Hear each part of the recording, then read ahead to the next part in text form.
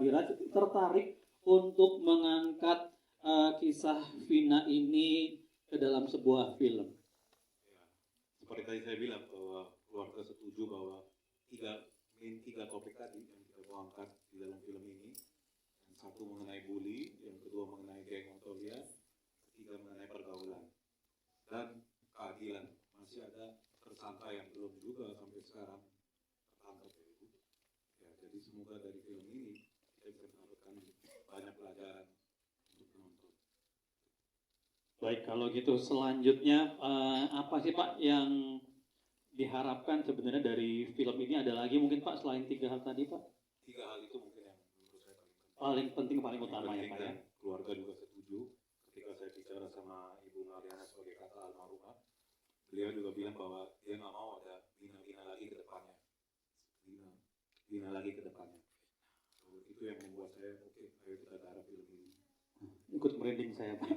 Dan kenapa film horor? Karena ada video kesurupan almarhumah yang itu menjadi sebuah bisa dibilang viral ya. Dari itu kita angkat ini menjadi crime horror. Crime horror Pak ya.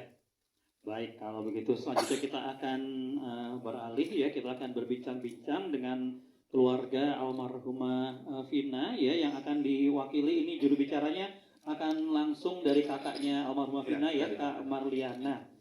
Kak Marliana, ini kalau boleh tahu Kak, apa alasan yang akhirnya membuat keluarga ya akhirnya setuju kalau kisah Vina ini akhirnya diangkat ke dalam sebuah film layar lebar? Sebelumnya terima kasih, saya kakak dari almarhum Vina. Saya setuju untuk dijadikan film. Sebelumnya hanya ingin lebih banyak doa untuk adik saya sendiri. Terus sama seperti Pak Deras, jangan ada film-film yang lain. Karena udah cukup adik saya aja. Kemudian kesannya kalau boleh tahu nih dari Kak Mariana, dari keluarga gitu, kesannya setelah akhirnya hari ini ya melihat langsung, belum filmnya ya karena memang filmnya belum launching baru tanggal 8 Mei ya, apa akhirnya bagaimana kesannya setelah melihat trailer atau cuplikan dari film Vina Sebelum 7 Hari ini? Kesannya ada kemiripan sih, dari cerita ada kemiripan, cukup bagus juga. Ya bagus sih. Baik, terima kasih Kak Marliana ya, dan semoga yang diharapkan tadi semoga tidak ada Vina-Vina lain ke depannya ya. Dan sebelumnya kita juga ingin menyapa ini untuk followers dan juga teman-teman yang sudah follow akun TikToknya di company ya, yang saat ini juga ikut menyaksikan. Mungkin boleh say hi juga para creator ke arah kamera yang ada di atas ya. Terima kasih yang udah ikut menyaksikan dari live TikTok acara launching trailer film Vina Sebelum 7 Hari Anggi Umbara. Boleh tepuk tangannya dulu dong ya untuk Mas Anggi. Mas Anggi, ini kalau dilihatkan trailernya tadi ya, ada adegan-adegan yang ya cukup sadis itu ya maksudnya ya. Ini dan cukup mengiris hati sebenarnya dia kalau bisa dibilang ya trailer yang baru saja kita saksikan. Ini sebenarnya apa sih yang ingin disampaikan dari film ini kalau dari segi pandangnya, sudut pandangnya Mas Anggi sebagai seorang sutradara? Assalamualaikum warahmatullahi wabarakatuh. Waalaikumsalam. Terima kasih ya buat sekali lagi buat Pak Diraj dari di company dan keluarga almarhumah Vina yang udah jauh-jauh datang dari Cirebon ke sini, pemain-pemain yang luar biasa dan teman-teman fans semua yang mau datang. Ya pertama saya lagi ditawarkan cerita ini, kita udah aware loh, oh ini ada kejadian orang itu tuh. Terus saya baca-baca, oh my god, saya kejadian tragedi yang sangat mengenaskan gitu ya, dan sampai sekarang itu tadi kan justice-nya is not served properly gitu. Jadi masih ada tersangka belum tertangkap. Nah ini yang membuat saya apa ya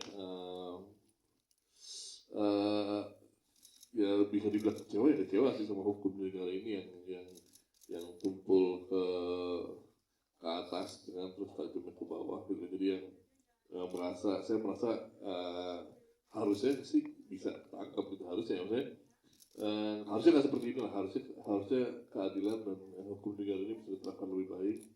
Dan ini moralitas apa ya, anak-anak geng motor ya, preman-preman negara ini yang semakin nggak bisa di luar kendali lah gitu. Geng motor ini udah bukan kenakalan remaja lagi, ini udah kriminalitas gitu kan ya. Saya jadi apa ya, kita tuh apa ya, kayak gelisah sendiri gitu kan. Makanya saya langsung harus dikerjakan ini, harus dibuat film ini. Film di Lampung juga kejadian anak 16 tahun diculik terus di abuse. Ya itu tadi saya harus bikin ini film gitu. Jadi untuk mengangkat awareness dari para penonton sekalian semuanya secara umum, secara general, dan secara khususnya untuk para yang berwenang nih, yang berwajib, yang harusnya ditugaskan untuk menjaga ini semua agar tidak terjadi gitu kan. Itu sih awarenessnya. Tadi pertanyaannya apa ya? Udah dijawab. Udah dijawab. Terus kalau boleh sedikit cerita nih Mas Anggi nih, pengalaman atau mungkin ada kejadian-kejadian menarikkah selama proses pembuatan film ini, baik dari pre-pro, dari produksinya sendiri sampai pasca produksinya? Ya baik. Ini film yang banyak banget kejadian yang paling banyak yang terjadi hal-hal yang di luar dugaan, yang di luar Nurul, di luar Rika gitu ya. Di luar Nurul lagi kata-kata yang lagi in banget ya. Iya. Dari hari pertama kita sampai di Cirebon aja gitu kan. Ya saya udah mimpi macam-macam gitu kan, dan satu hotel tuh kru juga udah mimpi macam-macam gitu kan. Jadi yang ke apa ya, pengalaman yang secara secara sosialnya dan secara spiritual itu sangat beda dari yang sebelumnya lah gitu kan. Jadi ya sampai maksudnya bisa dibilang juga kita mungkin karena kita mendalami terlalu dalam gitu ya, cerita ini semuanya, karakter almarhumah Vina, dan kita benar-benar pastilah dari kejadian-kejadiannya, tempat-tempatnya semuanya gitu.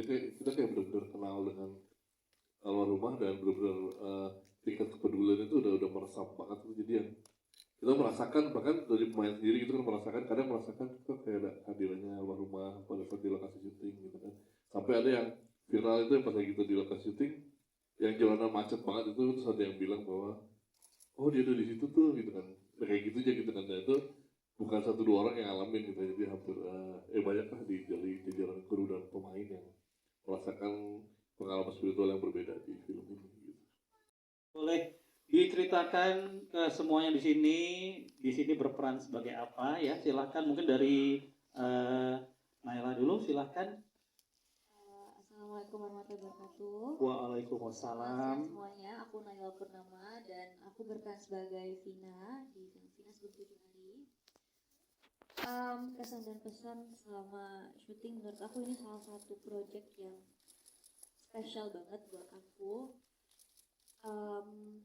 Karena mungkin karakter yang aku mainin ini ada sosoknya, dan dari awal, karena sebelum aku ditawarin pun sebenarnya aku udah tahu cerita tentang almarhumah. Jadi mamaku pun juga sempet kayak ceritain tentang ini ada kejadian di Cirebon untuk jadi pelajaran buat aku juga. Terus makanya aku nggak nyangka bisa dapat kesempatan buat peranin Vina. Selama syuting aku ngerasa aman. Aku nggak tahu kenapa aku ngerasa ternyata nggak semenakutkan yang aku kira, karena awalnya aku sempat banyak keraguan gimana nanti caranya, pastikan banyak ekspektasi dan lain-lainnya juga. Tapi setelah, jadi waktu kita hari pertama syuting, sebelum syuting kita ke Cirebon, kita sempat ziarah dulu ke makam almarhumah, dan disitu aku sempat ngobrol langsung. Menurut aku ya, aku ceritain aja tentang perasaan aku segala macem, dan menurut aku dari situ gak tahu kenapa aku merasa selama proses syuting tuh dibantu, jadi lebih lancar dan aman aja rasanya, nggak ada yang aneh-aneh gimana. Walaupun mungkin sekitar aku tuh kayak kadang mamaku ngeliatin aku terus dia bingung, kok kamu kayak aneh sih, kelihatannya kayak bukan aku. Tapi sejujurnya aku yang ngerasain sih, aku ngerasa biasa aja. Jadi menurut aku ini juga bisa menjadi suatu keberuntungan untuk aku untuk bisa ngerasain jadi almarhumah dan bisa menyampaikan nanti kepada penonton tanggal 8 Mei apa yang beliau rasakan, kesakitannya, kepedihannya, dan semoga itu bisa jadi pelajaran juga buat yang nonton. Iya, terima kasih Naila ya jawabannya. Ini selanjutnya silahkan Ki Selma ya. Halo semuanya, Assalamualaikum warahmatullahi wabarakatuh. Waalaikumsalam warahmatullahi wabarakatuh. Sebelumnya aku juga terima kasih kepada media yang sudah datang dan keluarga yang sudah datang dan Pak Anggi dan Kak Agi udah ajak aku untuk berkontribusi dan berperan sebagai Linda. Jadi Linda itu adalah teman Vina yang memperkenalkan almarhumah ke publik ya, karena Linda ini adalah sosok yang menurut aku memiliki ikatan batin yang kuat dengan almarhumah. Karena kenapa almarhumah memilih Linda gitu, maksudnya untuk menyampaikan ke publik. Dan selama proses syuting, sebelum proses syuting pun saat aku mendapatkan tawaran karakter Linda, aku benar-benar memiliki mungkin lebih ke tekanan karena aku harus merasakan apa yang almarhum rasakan, dan itu harus yang jadi aku juga mendekatkan diri ke Naila, kita berdiskusi panjang dengan Kak Anggi juga, berdiskusi panjang apa sebenarnya yang bisa Linda rasakan dan gimana yang Linda juga bisa sampaikan gitu, karena kan selain almarhumah yang menyampaikan tapi Linda juga yang memerankan. Jadi itu poin yang cukup penting dan mungkin tekanan bagi aku dan tantangan kali ya di film ini. Dan juga aku merasa